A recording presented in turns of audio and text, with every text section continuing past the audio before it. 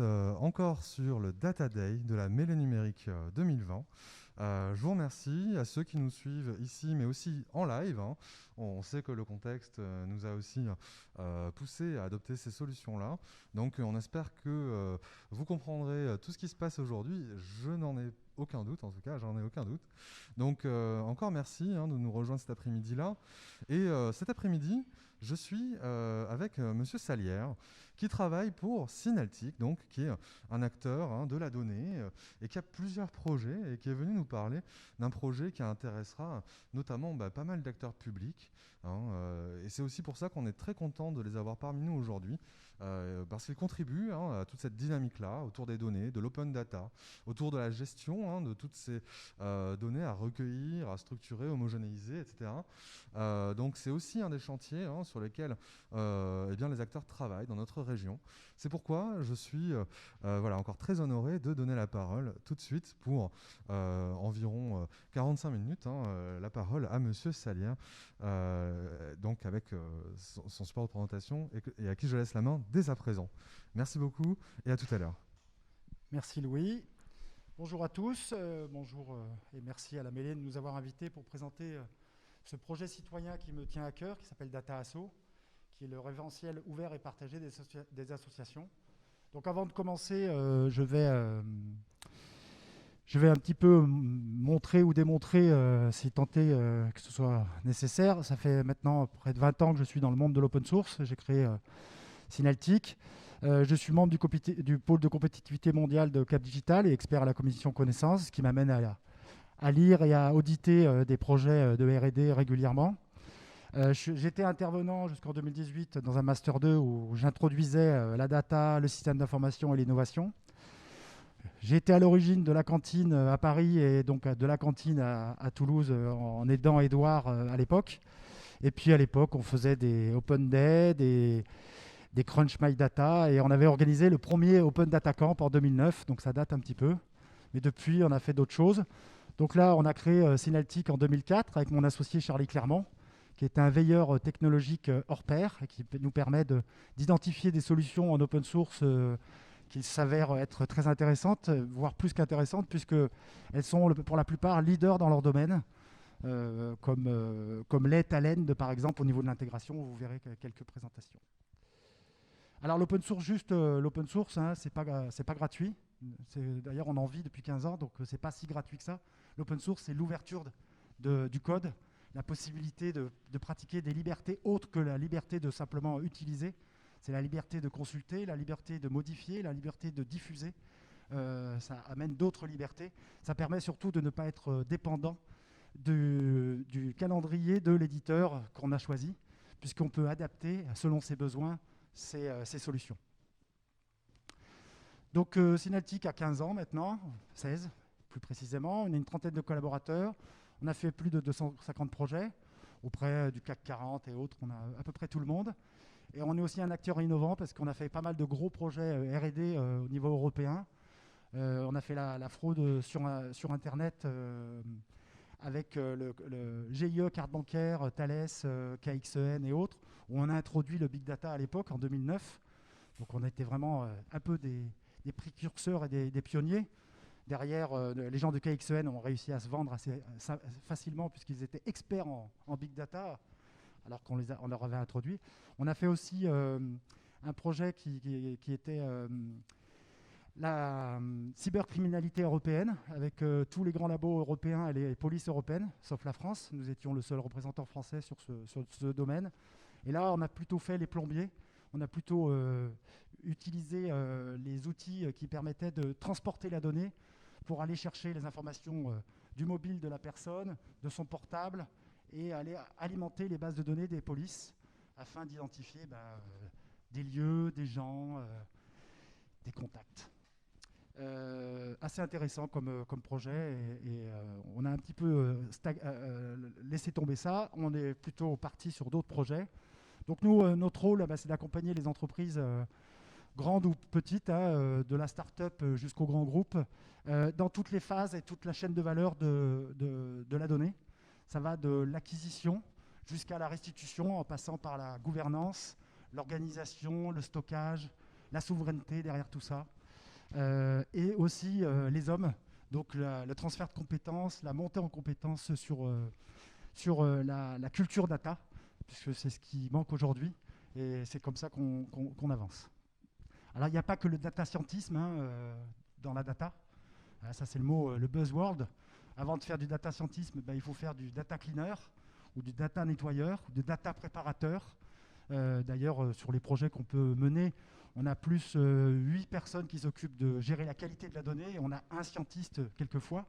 Donc c'est très bien le scientisme, mais raison gardée, nettoyons nos données, mettons de la qualité, et après on pourra prendre des bonnes décisions et mettre des bons modèles mathématiques dessus, et faire de l'IA et consorts.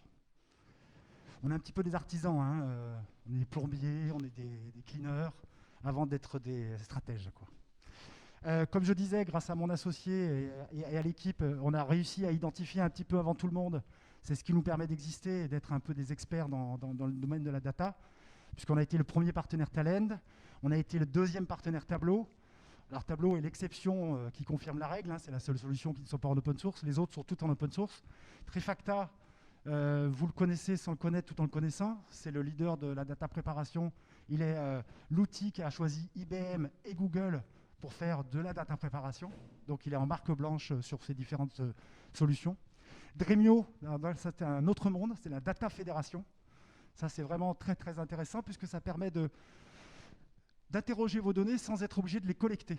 C'est-à-dire que vous allez pouvoir faire des analyses croisées entre votre base de données legacy, mais aussi à votre data lake, mais aussi vos logs, et ainsi peut-être mieux définir le comportement de lecture ou d'achat. C'est ce qu'on a mis au journal Le Point, par exemple, en place. Et aujourd'hui, ils ont réussi à améliorer leur ranking grâce à une approche où ils ont pu croiser leurs données et mettre des vrais modèles. Elastic, tout le monde connaît, tout le monde l'utilise, personne ne paye, ou personne ne prend l'offre support d'Elastic, mais Elastic est un moteur de recherche exceptionnel. Il est d'ailleurs DataAsso est basé là-dessus. Et NoEdge, ça c'est la solution de BI open source privilégiée, puisque c'est la première qu'on a choisie en 2005 et qui est une solution très utilisée en Italie, puisque c'est une société italienne qui est éditrice. Donc toutes les grandes régions italiennes, le groupe Fiat utilise NoEdge comme solution de BI aujourd'hui. Donc on continue à proposer ça. On l'a mis en place chez Chronopost dernièrement, mais aussi chez d'autres. Dremio, juste pour information, RTE a choisi Dremio comme outil de data catalogue technique pour toutes leurs données et leur extraction. Je vous invite à regarder Dremio, c'est assez exceptionnel. Alors, au milieu du monde de l'open data et de l'open source, on a participé, on a vécu les différentes évolutions, les barcamps. Les barcamps, vous n'avez peut-être pas connu, mais c'était des non-conférences où on venait parler d'un thème et c'était assez intéressant, assez ouvert. Et on avait fait des choses assez intéressantes. Et après, on a participé à des hackathons, on a arrêté parce qu'on gagnait à chaque fois, sans être prétentieux, tout en l'étant. Par exemple, pour DataFoot, on a créé une application avec l'équipe qui était les mythes ou mythos grâce aux données. Donc les statistiques prouvaient que Zidane n'était peut-être pas forcément le joueur le plus agressif de la Coupe du Monde, mais si on prenait certains ratios, oui, c'était le plus agressif. Le plus agressif, c'était un joueur qui était rentré 3 minutes, qui avait pris un carton rouge d'entrée de jeu. C'était selon les critères. C'est toujours pareil, les statistiques. On ne peut y croire que si on a pu les falsifier au préalable. C'était Churchill qui disait ça. On a gagné aussi le hackathon de la SNCF Réseau, où on avait utilisé l'API de Netatmo, donc la petite station météo des particuliers, pour indiquer sur les lignes de métro, les lignes de RER, le temps qu'il avait fait à tel jour ou telle heure, afin d'aider SNCF Réseau à la maintenance sur les lignes. Bon, il n'y a pas eu de suite. C'est pas grave, c'est un hackathon. Des fois, on est un peu dindon dans un hackathon. Et enfin, le projet qui nous concerne et qu'on va parler, c'est DataAsso. Donc là, c'est l'ouverture des données en 2014. La France signe enfin l'Open Data Governmentship. On était le 67e pays à signer. Donc on a été un peu à la ramasse sur le coup, mais ils ont fini par le faire. Et là, la DILA a ouvert ces données, dont le journal officiel des des associations. Et on est parti de là, et grâce à ce projet, on a pu poursuivre ce projet citoyen Data Asso que je vais vous présenter de plus en détail juste après. Donc l'origine, c'est un concours, on gagne. Là, on a la chance d'avoir un directeur de projet au sein du ministère de la vie associative et de l'éducation populaire qui est aussi intéressé par notre projet, et on avance. Et donc, on fait le premier référentiel à partir du Géo. Vous verrez ce qu'il en est. Ça, c'est vraiment les débuts. Alors, le monde associatif, pour moi, c'était quelque chose de... Mis à part le fait que j'étais responsable des poussins dans mon village, et je m'occupais de 90 gamins, je me suis rendu compte que finalement, le tissu associatif, c'est un tissu économique très important pour la France et pour les villes, puisque... là, c'est les chiffres du Centre d'économie de la Sorbonne avec Viviane Tcherkonog qui les donnent, mais nous, on en est à 1,7 million d'associations actives aujourd'hui. C'est 1,8 million de salariés, donc ça représente quand même pas mal de monde. 16 millions de bénévoles, 23 millions de bénéficiaires, et pour un budget qui est assez conséquent, mais qui reste le parent pauvre de toutes les organisations publiques, parce qu'il n'y a pas les moyens, on traite les entreprises et après on traite les associations. Et je pense que c'est un manque au niveau du tissu français. Alors, une association aujourd'hui, c'était je crée mon association via une procédure juridique et je viens alimenter le registre national des associations qui a été créé seulement en 2009. Avant, c'était un petit peu chacun qui créait ses assos dans les différentes régions. Là, ils ont regroupé en mettant un identifiant.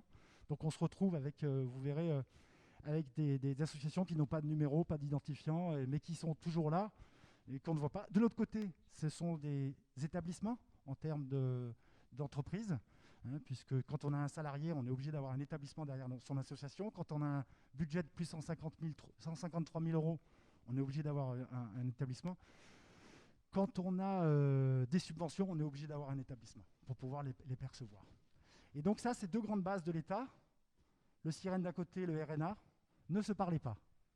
Et donc là, ça a été la deuxième étape après avoir découvert ce monde associatif, ça a été de découvrir que finalement, des grandes bases de l'État ne communiquaient pas et qu'il fallait les rapprocher. D'un côté, près d'1 million d'entreprises avec un établissement. De l'autre côté, 1,4 million plus 900 000 associations non CEN, de 2 millions et quelques. Et notre travail, ça a été de rapprocher tout ça et d'avoir une seule et unique base pour l'État. Donc c'est un projet qui a été financé par un projet d'investissement d'avenir qui rentre dans le cadre de « dites-le nous une fois, entreprise ». Et nous, on l'a dérivé en disant « dites-le nous une fois, association ». Donc le but du jeu aujourd'hui, c'est que les associations donnent ces informations à une entité de l'État et une autre entité va pouvoir récupérer ces mêmes données sans être obligée de renvoyer les mêmes informations. Dites-le nous une fois, association. Les acteurs du projet, c'est le ministère de la vie associative qui avait ce besoin, le ministère de l'Intérieur qui gère l'enregistrement des associations et l'INSEE qui gère les sirènes, donc les établissements derrière tout ça. Textuellement, l'INSEE ne s'occupait pas du tout des associations. C'était vraiment pas intéressant pour eux. Donc on les a vraiment soulagés sur la gestion de ces associations, puisque maintenant il est possible, depuis les applications qu'on a développées, de siréniser votre association en faisant simplement une demande sur la même procédure sans être obligé d'aller sur l'INSEE, créer et autres. Donc le concept général du projet, il est là. C'est dites-le nous une fois association, donc sur un portail administratif avec le compte asso qui est derrière. C'est un outil de connaissance Data Asso, donc c'est ce je vais présenter un peu plus en détail. Et puis c'est derrière la disponibilité de ces informations via des API ou des extractions ou des recherches pour les collectivités et les administrations. Au milieu de tout ça, il y a un bus, parce qu'il faut transporter ces données pour qu'elles soient accessibles, sécurisées. Donc c'est le système d'échange ESB SIVA qu'on maintient depuis 5 ans. Donc la première étape, ça a été cet appariement. Donc gros travail de nettoyage et de rapprochement d'asso en disant oui, c'est bien celle-là, c'est bien cet établissement, ça correspond bien à cet asso. Et on a pu enfin avoir une table de correspondance entre les deux grandes bases de l'État et d'avoir plus qu'une seule base, qui est DBAsso au milieu, et qui est la source maintenant de API Association. Donc on voit quand même un nombre assez important d'assauts à traiter et à appareiller. Et on verra que par le cercle vertueux et donc les nouveaux services, on améliore encore un peu plus ce rapprochement et cet appareillement. Donc c'est de l'exploration, c'est de la qualité, c'est du dédoublonnage, puisque les assos se sont créés puis recréés dans le monde associatif. Les présidents peuvent sauter du jour au lendemain et les gens viennent recréer leur association. Donc il a fallu aussi faire un petit peu de nettoyage. C'est un enrichissement aussi par la géolocalisation, parce que c'est bien de savoir où elles sont. Avec un petit bémol, parce qu'aujourd'hui, on sait où elles sont au niveau gestion ou siège, mais pas au niveau activité. Et ça, c'est la suite du projet, c'est de définir le lieu d'activité des associations. C'est de faire de l'arbitrage aussi, du nettoyage. Donc pendant longtemps, on a laissé toutes les assos qu'on n'arrivait pas à géolocaliser ou à appareiller dans le golfe de Gascogne, au milieu de la mer. Comme ça, on savait qu'elles étaient là et qu'il fallait les traiter au fil de l'eau. Mais j'aime bien quand on voit les choses, pas qu'on les cache.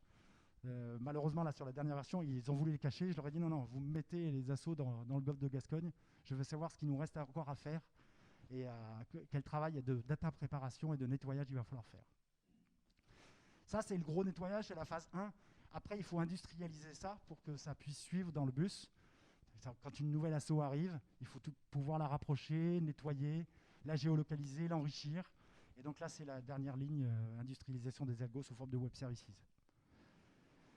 Deuxième étape, c'est un site vitrine qui est en train d'évoluer. Alors, j'aurais aimé qu'il soit en ligne ou en live aujourd'hui. Malheureusement, il ne l'est toujours pas. On est encore en phase de Phoenix. C'est la version Phoenix, comme on l'appelle. Elle renaît de ses cendres parce que pendant 5 ans, elle a été disponible. Mais à un moment donné, on a arrêté de la mettre à disposition parce qu'il y avait un manque de cohérence dans la qualité des données qui était accessible. Donc, on a préféré prendre un petit peu de temps. Et là, on relance tout ça et je vous expliquerai comment on va relancer tout ça. Donc avec pas mal de services et d'informations qui vont être disponibles sur le futur site dataasso.fr ou .org ou .com, parce qu'on a acheté les différents sites, domaines. Donc, comme il n'y a pas de live, je ne peux pas vous la montrer, bien que je l'ai moi sur mon poste disponible. Donc là voilà les assos qu'on a aujourd'hui, 1,6 million d'associations en France métropole. En tout, ça fait 1,8 million avec les dom-toms et les îles de Polynésie, puisque en Polynésie, chaque village a une association pour gérer la tribu. Donc on a vu qu'il y avait presque 8000 assos dans ce monde-là. J'ai fait un petit focus sur l'Occitanie. Donc là, il y a 184 000 associations en Occitanie. Elles sont réparties selon différents thèmes ou donc comme d'habitude, le sport qui vient en premier avec les loisirs et vie sociale, la culture juste derrière, la santé et les actions sociales, et puis après les autres thèmes, l'éducation, la formation, qui sont un peu moins présentes. Donc je vais aller faire un focus sur les différents départements de l'Occitanie, donc on voit un petit peu cette répartition. Ensuite je suis allé sur Toulouse, donc là sur Toulouse, j'aimerais avoir la personne qui gère les associations sur la ville toulousaine pour savoir combien lui, il estime le nombre d'associations qu'il a dans sa ville. Moi, je sais qu'il y en a 14 734. À chaque fois je fais le test, c'est du simple au double. Parce que finalement, les assos qui sont connus par la ville, ce sont celles qui demandent soit de l'argent, soit un lieu d'activité, donc qui réserve des places. Mais les autres, ils ne les voient pas. Alors que peut-être, je pense qu'en les connaissant, ils pourraient aussi mieux coordonner l'action des associations sur la ville. On peut les voir, on voit l'affiche sur le côté avec les informations, alors les informations plutôt d'identification là, dans ce cadre-là. Ensuite, on a tout ce qui est adresse, donc adresse demandée par les procédures administratives. Ensuite, les chiffres, quand ils ont été mis à disposition, s'il y a eu une demande de subvention et autres, on peut avoir les chiffres. Les gens, alors là, les gens, gros point d'interrogation parce que il y a une sorte de frilosité au niveau du ministère de l'Intérieur et des gens qui gèrent les associations. Ils ne veulent pas qu'apparaissent les noms des personnes qui sont en charge des associations. Moi, ça me gêne un peu en tant qu'entrepreneur où mon nom apparaît dans toutes les sociétés où j'interviens. ça ne me dérangerait pas que mon nom aussi apparaisse dans les associations. Et il n'y a aucun décret qui interdise d'avoir les noms, non pas des personnes qui sont membres d'une association, mais les gens qui sont responsables d'une association. Donc là, on est en train de travailler avec le ministère de l'Intérieur pour leur faire comprendre qu'on peut respecter le RGPD, mais on peut aussi respecter la transparence au niveau des associations. Mais là, on va travailler avec le mouvement associatif parce qu'il y a aussi des gros blocages à ce niveau-là. Mais c'est basé sur aucun texte. En plus de la recherche de votre association, donc là, on ira vers le citoyen aussi pour rechercher les associations à côté de chez lui, un petit peu comme bien ici. On a rajouté un observatoire. Donc là, on a fait quelques analyses aujourd'hui, nous, de notre côté, qu'on va un peu enrichir avec la nouvelle version. Mais ça nous permet ça permet aux utilisateurs qui viennent sur l'observatoire d'identifier leur région et de voir la répartition des associations sur leur région ou leur ville et autres. Et après, on traite des cas un peu particuliers, par exemple des quartiers prioritaires. Donc là où on est embêté sur les quartiers prioritaires, c'est que comme on n'a pas le lieu d'activité aujourd'hui de l'association, on ne peut pas dire que les associations X, Y, Z interviennent sur ce quartier prioritaire, puisque l'association a peut-être son siège chez le président et son adresse de gestion chez le secrétaire ou le trésorier. Donc là, on va travailler sur ces aspects-là.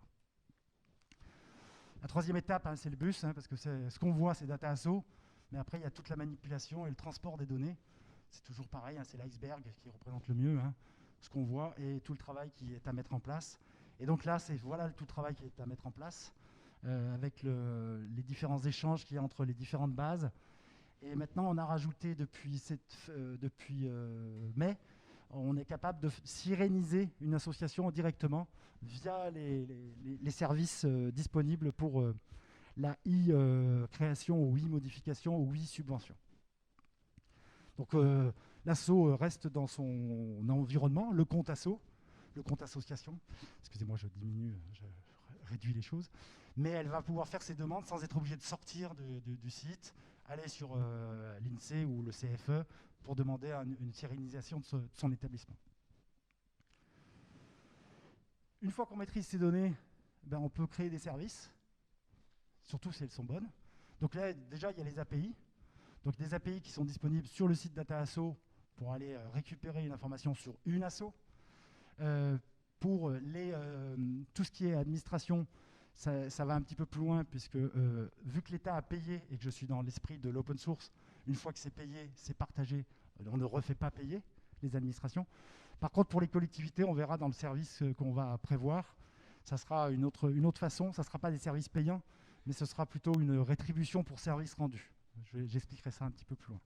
Donc là, on peut récupérer une asso selon son identifiant, son nom, son SIRET, son numéro de RNA. Voilà. Gros travail qu'on a fait depuis 5 ans, c'est le compte asso. Donc là, tout ce qui est demande de subvention. Donc là, aujourd'hui, on a la 3e campagne de subvention de l'État pour les associations sportives. Donc c'est plus de 150 000 dossiers qui ont été traités par cette application. On est en train de l'étendre maintenant aux associations de la culture et à d'autres ministères qui souhaiteraient intégrer ce service de e-subvention. Ça va jusqu'à Chorus, Chorus étant l'outil de l'État qui permet de gérer les paiements. Donc le ministère de la Culture va certainement utiliser la même chose, et ce qui nous permettra encore de mieux gérer les subventions, voire à terme de connaître toutes les subventions. Parce que c'est aussi l'intérêt, en centralisant les choses, d'avoir une vision globale de toutes les subventions versées par les différentes administrations.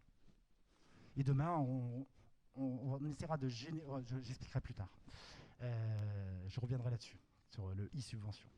Donc derrière, on a créé le e-affiliation, le e-fédération, donc tout ce qui est e-agrément, tout ce qui est agrément pour les assos, l'affiliation à une fédération ou à un groupement, passe aussi par ces services. Le compte bénévole, donc là c'est une belle idée du gouvernement précédent, voire même d'une présidence précédente, où on a essayé de mettre en avant le travail des bénévoles. Aujourd'hui, ça se réduit aux gens qui travaillent au niveau administratif de l'association. Ce n'est pas tous les bénévoles, mais l'idée est que vos heures passées à gérer une association sont compensées par des heures de formation sur votre compte personnel de formation. Ça, c'est avec la Caisse des dépôts et consignations qu'on travaille. Derrière, on gère aussi tout ce qui est les pompiers volontaires, le centre d'intervention volontaire, passe aussi par ce biais et ce service-là. Le compte engagement citoyen, donc là, c'est pour téléverser le fichier que chaque S10 peut envoyer et mettre les informations sur chacun des pompiers volontaires, le nombre d'heures qu'ils ont fait, et en compensation, ils ont des heures de formation. En plus des heures de rétribution, mais c'est l'idée de la reconnaissance du bénévolat, c'est qu'on vous aide et on vous forme. On a fait d'autres services, le Search Asso, trouver les assos selon d'autres critères que le nom et le numéro, mais ça peut être d'identifier toutes les associations. Alors, on l'a fait avec la Banque Postale et la BNP, puisqu'ils ont un intérêt de travailler avec certaines associations, parce que vous avez vu les chiffres des budgets qui peuvent être derrière, ou le nombre de salariés qu'on peut avoir. Je prends la Croix-Rouge, puisque c'est un des clients historiques de Syneltic. C'est 64 000 fiches de paye chaque mois. Donc ça fait 64 000 personnes qui sont concernées. Et donc ça représente un certain budget, c'est plus d'1,5 milliard. Donc les banques, vous imaginez que ça les intéresse. Mais le Search Asso, on l'a aussi déployé dans les administrations pour qu'ils puissent aller rechercher, faire des analyses s'ils le souhaitent.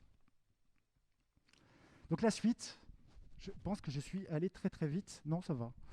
C'est la demi, ça va. Donc la suite, il a fallu quand même se poser parce que jusqu'à présent, c'est Syneltic et un petit peu la JEBVA, donc le ministère de la vie associative, qui finance Data Asso. Mais c'était plus possible parce que je souhaite que Data Asso perdure, que ce projet citoyen soit vraiment citoyen et ne soit pas la seule propriété de Syneltic, parce que ce n'est pas mon but.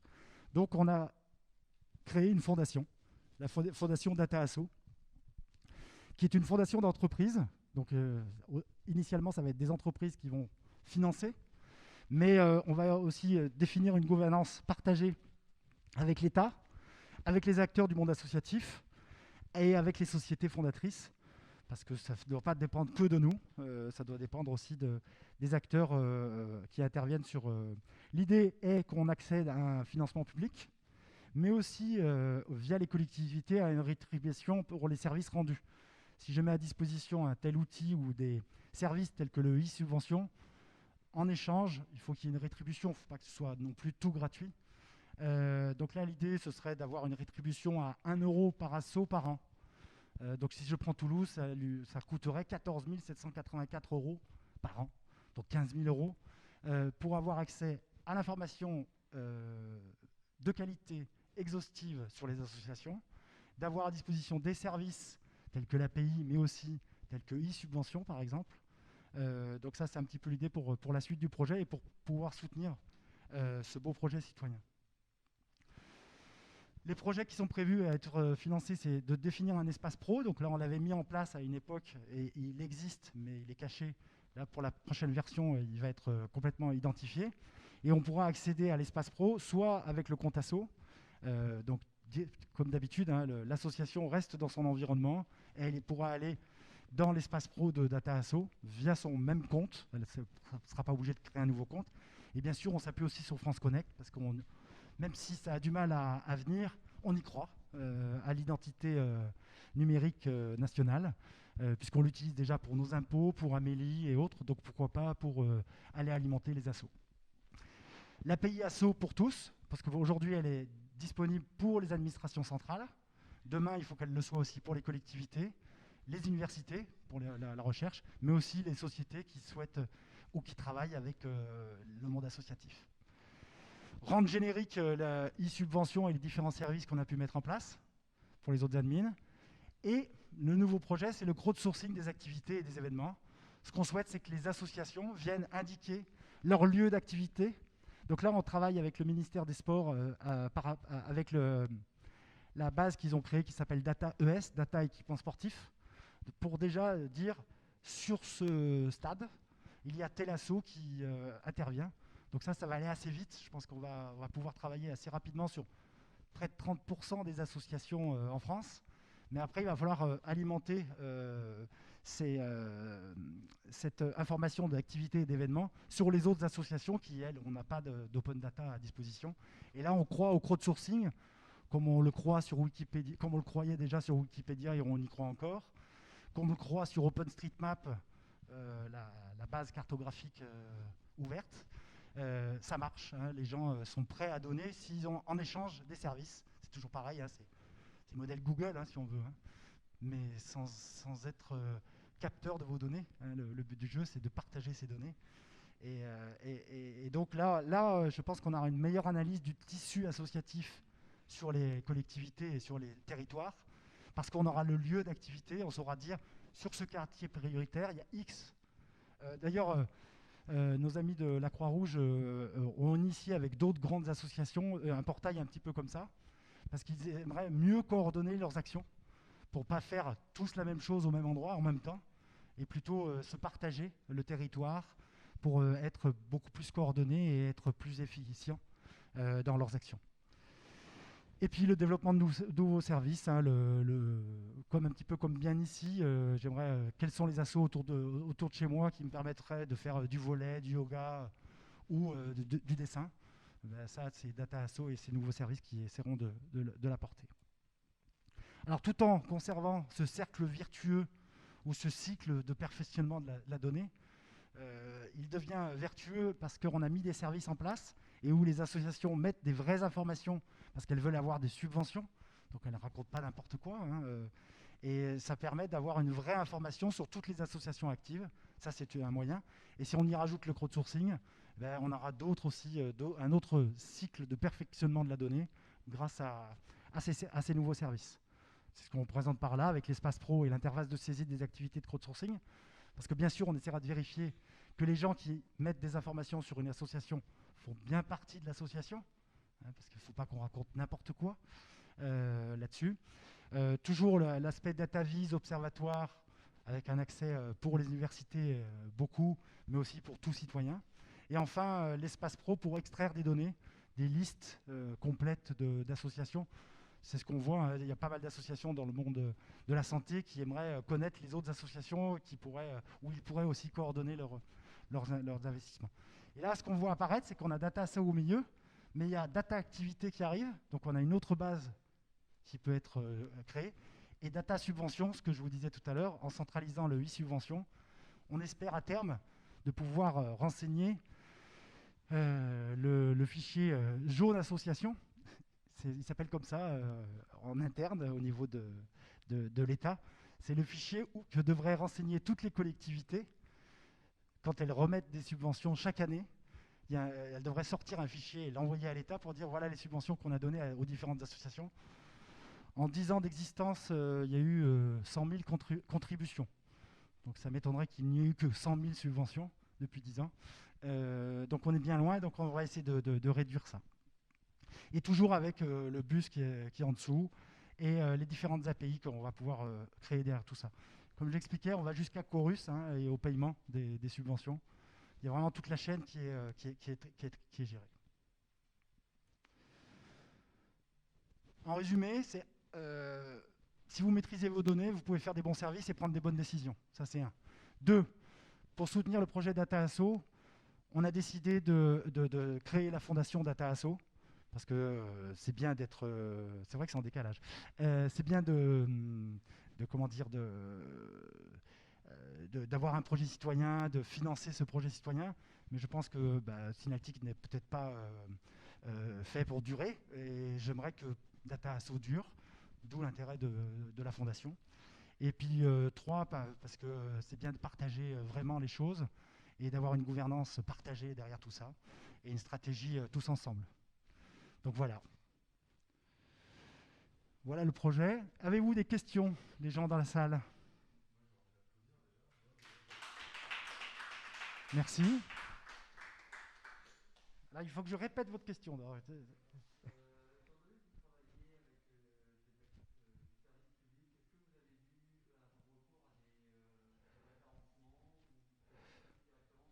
Non, malheureusement, étant petit, Et la JEPVA étant petite aussi, il n'y a pas eu d'appel d'offres et comment ça s'appelle, de projets en tant que tel mis en place, si ce n'est le projet d'investissement d'avenir qui a été initié en 2015, ce qui a permis à la JEPVA de nous financer en partie. Mais depuis, malheureusement, on ne fait que passer en tant que sous-traitant des gros projets qu'ont la JEPVA ou le ministère des Services sociaux, parce qu'à l'époque, c'était le ministère des Services sociaux qui gérait la JEPVA. Aujourd'hui, c'est le ministère de l'Éducation. Donc en plus, là, on est en train de faire un passage. C'est pour ça qu'on prévoit la suite des financements publics d'une autre manière, via la Fondation.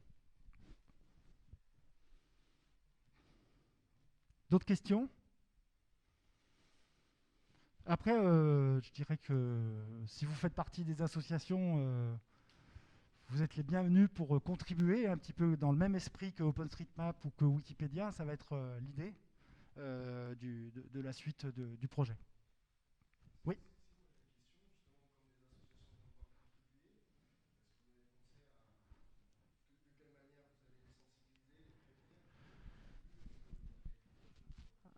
Alors, comment sensibiliser les associations à contribuer, à participer ? Je dirais que c'est un petit peu comme le modèle de Google. Je contribue si j'ai un retour, si j'ai un service en échange.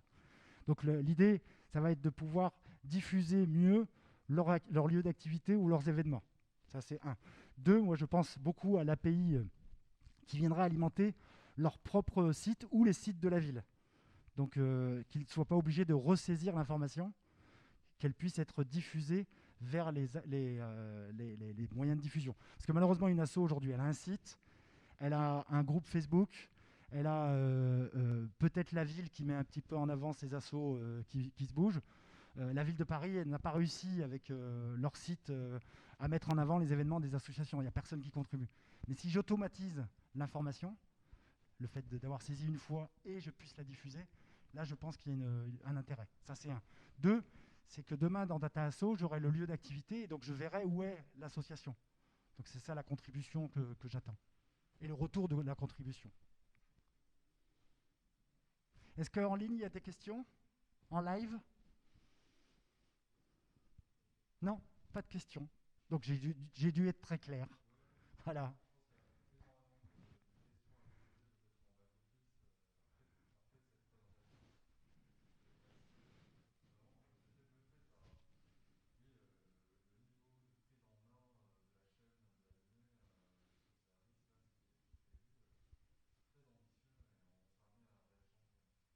Je pense, j'ai échangé moi avec le chef de projet de DataES.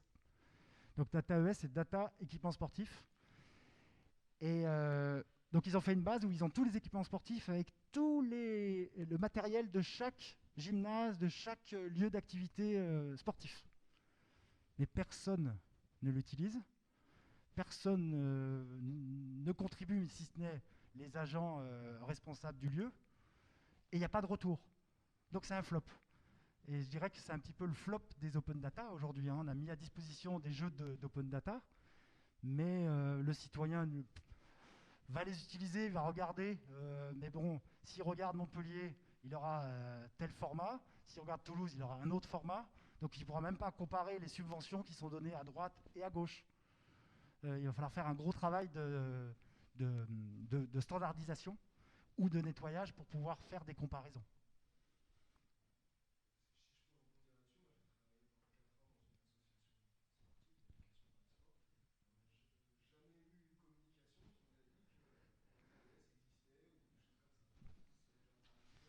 Ben, on est les parents pauvres déjà data. Et puis dans le ministère des Sports, aujourd'hui il y a l'Agence nationale du sport, il y a les Jeux Olympiques, il y a d'autres thèmes plus importants que les équipements sportifs, quoi.